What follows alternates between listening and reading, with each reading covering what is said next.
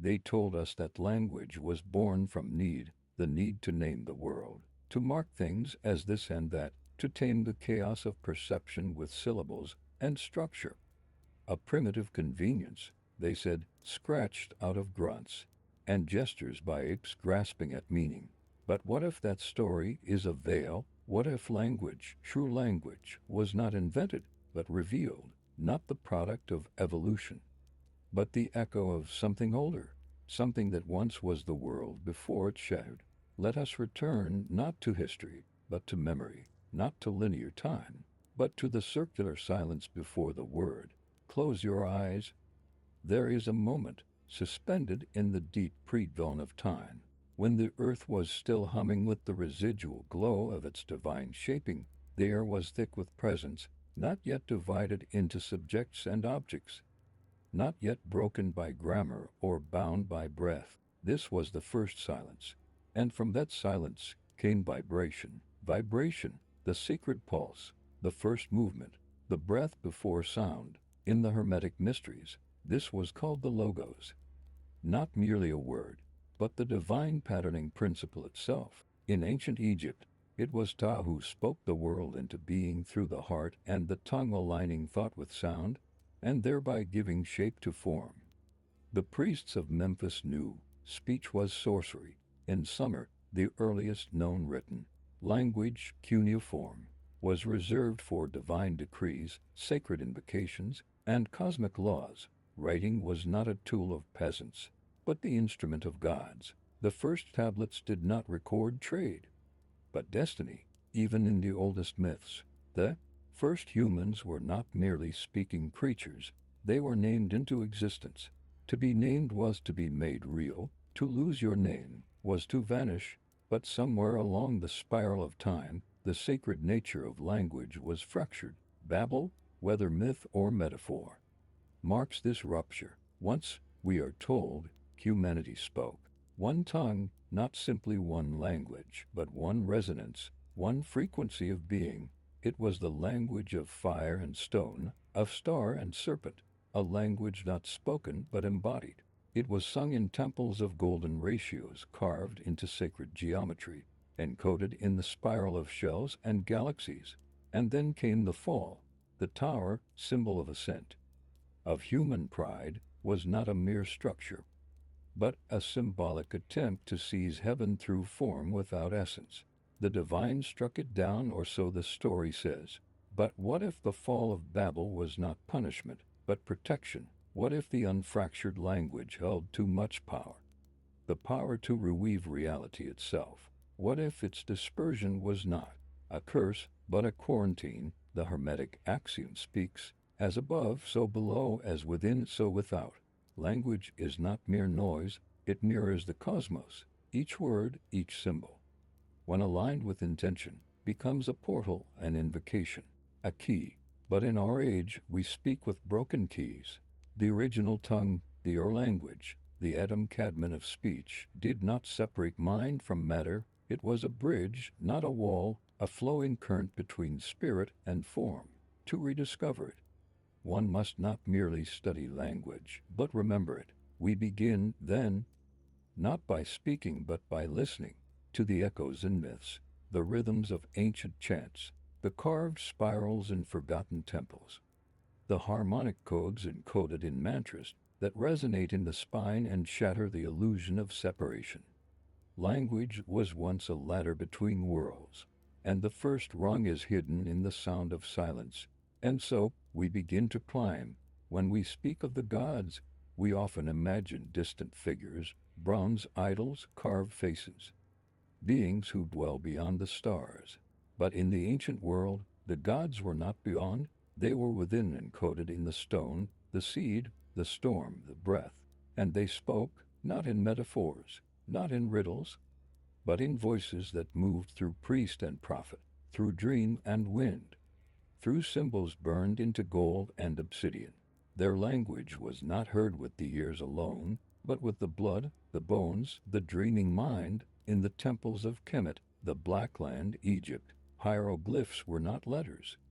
They were living beings. Each symbol held layers, the visible, the hidden, the unspeakable. A bird carved in stone was not a representation. It was the bird.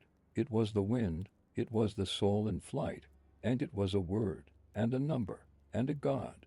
The initiate who learned to read these symbols did not merely learn to communicate. He learned to see reality through the lens of divine pattern.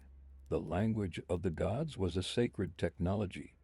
In ancient India, the Sanskrit language is said to have not been invented by man, it was received.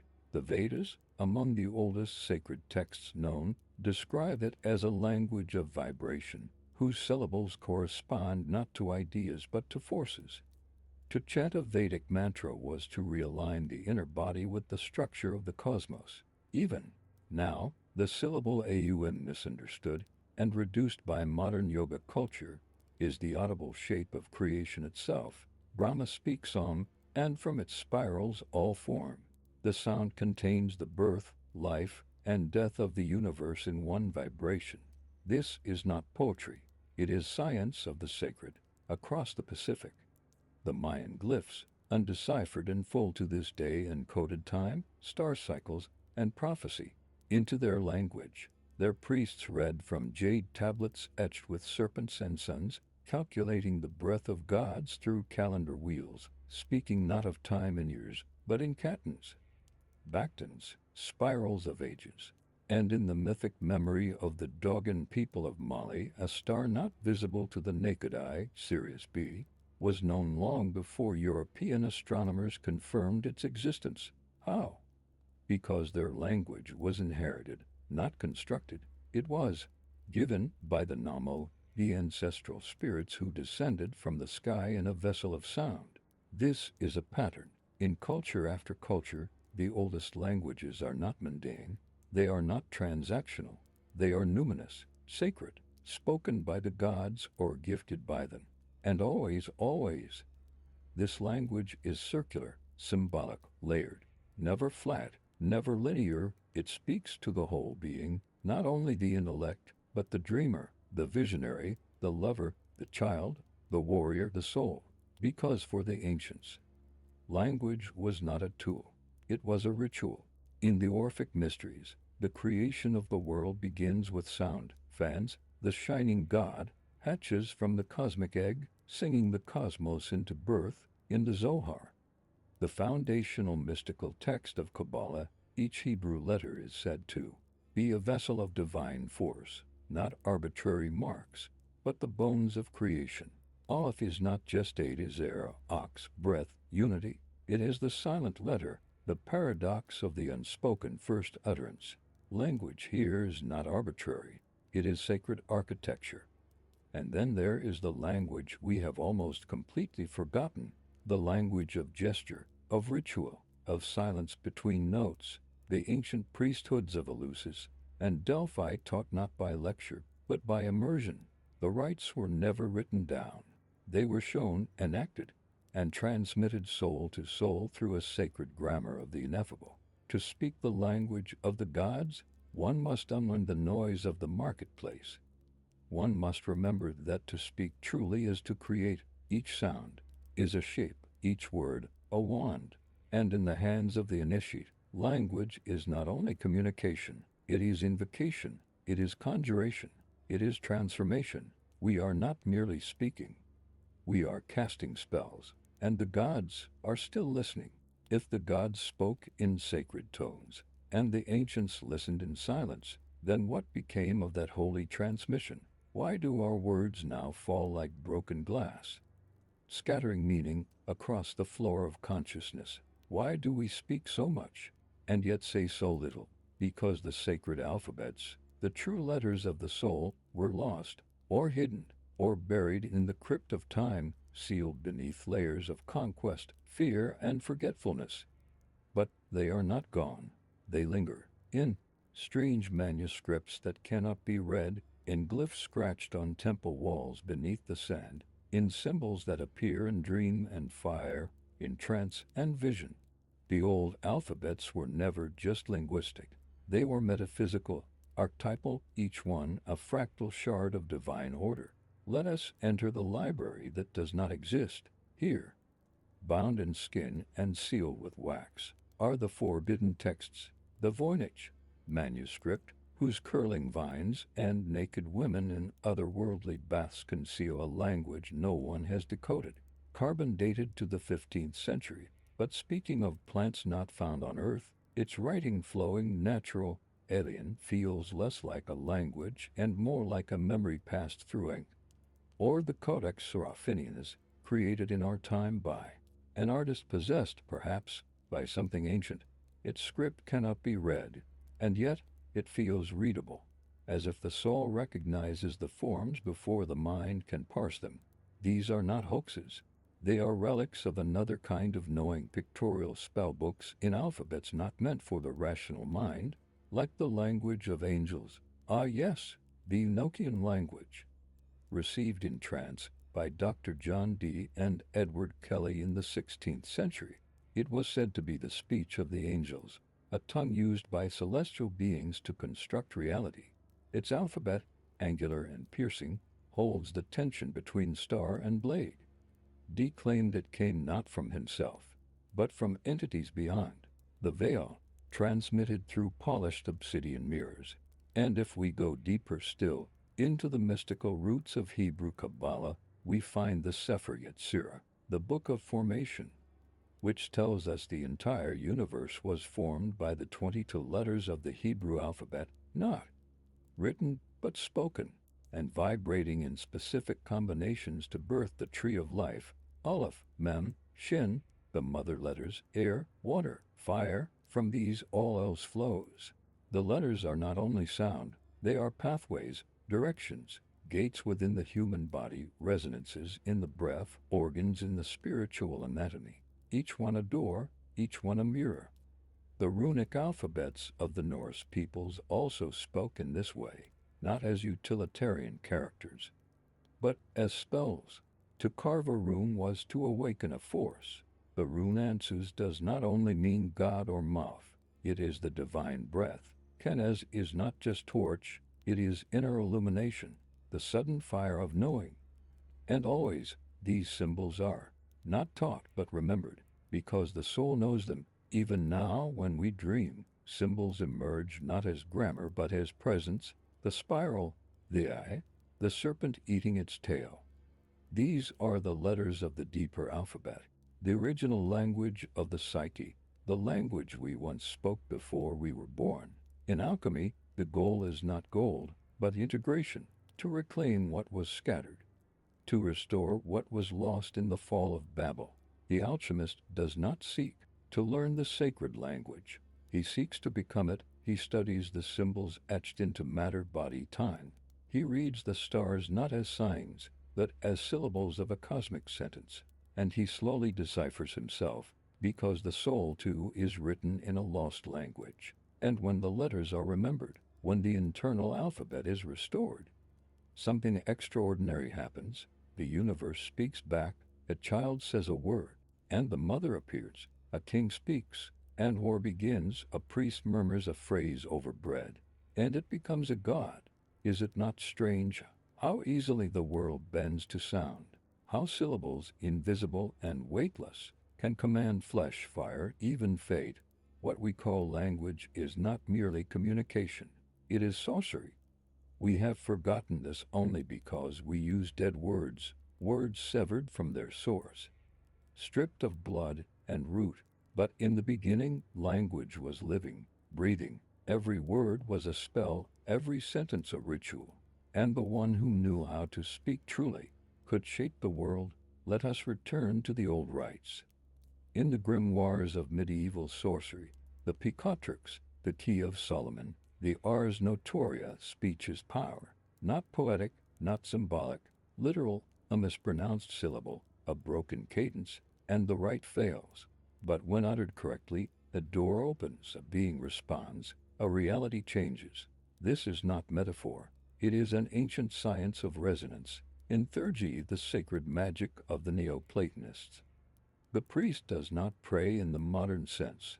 He vibrates divine names, encoded formulas that align the soul with the heavens. To speak is to ascend, and to ascend is to remember the original name of all things, their essence, uncorrupted by form. The Chaldean oracles call this anagagy, the lifting of the soul through sacred utterance. The soul becomes flame guided home by sound in the dark corridors of ancient Mesopotamian temples. The bar, the diviner, would chant in Sumerian, long after the language was dead, because the spirits recognized its frequency. The words were not understood. They were felt, like tones that vibrate the bones of the earth. Witches of the early European tradition knew this too. Their chants were not rhyme superstition, but rhythmic alignments with cycles, moon, breath, blood, every utterance timed with planetary motion, every name spoken with breath drawn from the navel where the serpent sleeps. The Hebrew Kabbalists taught that God created the world by combining letters in precise patterns. The golem, the artificial being, could be animated by placing the word emet, truth, on its forehead. Erase the aleph, and it becomes an et, death, a single letter, a life extinguished. This is not fairy tale. It is linguistic alchemy. In the East, mantras serve the same function, not as prayers, but as algorithms. Sacred sounds that reshape the subtle body. Mani Padme Hum is not a sentence. It is a machine made of vibration, unlocking the lotus of the heart. And in the shadowed texts of the West, the Corpus Hermeticum, the Book of a Brahmin, the Emerald Tablet, we find another truth, that silence is not the absence of language, but its origin, that before the word, there is the space that allows it. The magician learns not only to speak, but to stop speaking, because all true magic begins in silence. And then, with intention, emerges the word. A name is spoken, a force awakens. The veil trembles. What we call spelling, have you ever noticed, once meant to cast a spell? The act of assembling letters, of shaping meaning, of ordering chaos into form, is an act of creation and destruction. To say a thing is to make it so. The tongue, said the alchemists, is the wand of the soul, but in the wrong mouth becomes a blade. Even now, language controls us through propaganda, through branding, through symbols we do not recognize, corporate logos, national anthems, acronyms, and slogans and chants in stadiums and streets. We are enchanted daily, but the magician awakens. He reclaims language as a tool, not a trap. He chooses words like stones in a temple. He listens before he speaks. He speaks from the center. And when he does, the air bends, because he does not speak merely to be heard. He speaks to weave. There is a sound older than stone that pulses quietly beneath the noise of the world. You've heard it before, in the rhythm of waves, in the echo behind thunder, in the space between your heartbeats when the night is too still. It is not spoken aloud. It is remembered. This is the primordial word. It has no translation, no script. It is not part of any known grammar. It is not Hebrew or Sanskrit or Enochian, though all of them echo its shape. It is not a word you can utter with your lips, because it speaks you. In the Gnostic texts, hidden beneath the sands of Nag Hammadi, there is mention of a forgotten utterance, a name that was spoken at the dawn of creation, which gave birth to all things. This word is not God. It contains the gods. It is the tone that summoned Sophia from the pleroma. It is the cry of light breaking from the womb of darkness. The logos, yes, but not as the theologians understood it. Not an idea, a pulse, a pattern that sings reality into form. When the Emerald Tablet says, as above, so below, it speaks of the great mirroring. The word above is mirrored by the word within. As stars are to the heavens, so syllables are to the soul. The seeker who listens carefully enough will begin to hear that word returning, not from without, but from within. Where do you think dreams come from? Where do symbols emerge unbidden? Why does a single sound, a tone, a chant, a hum shift your entire state of being? Because the ancient language is not in the past, it is in the blood. It was never lost, only veiled, encrypted in the spiral of your DNA, buried beneath the layers of learned speech, social conditioning, and rational thought.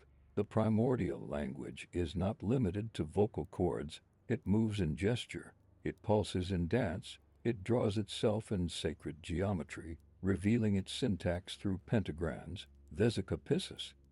The golden mean, the cathedral speaks it in stone, labyrinth speaks it in path, the cosmos speaks it in star. And when you begin to speak it, not with mouth, but with being, the world responds. This is why initiates in the Eleusinian mysteries were said to emerge changed, as if reborn. Not because they were taught a doctrine, but because they heard something that shattered the prison of ordinary speech, a language that did not tell, but transformed. The word is not coming, it is remembering itself in you.